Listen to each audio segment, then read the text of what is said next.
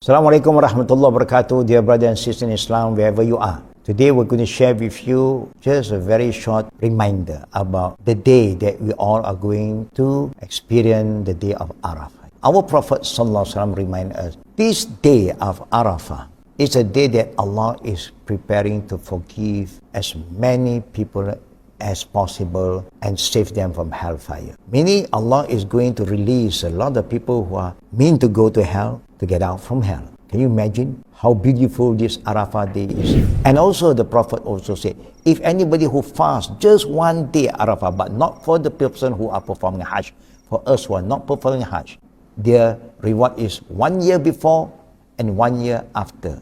All the sin that we have done will be forgiven by Allah. And what are the other things that you should do? If you can, you know, the Arafah day is the day the Prophet encouraged his ummah, for those who are performing Hajj, and those who are not performing, you can participate in this zikr, La ilaha illallah, wahdahu la sharika lah, lahul mulku wa lahul hamd, wa huwa ala kulli shay'in qadir. Chanting, glorifying Allah. Say to Allah, oh Allah, there's only one God that we believe and we worship. We are not going to associate with Allah in any matter.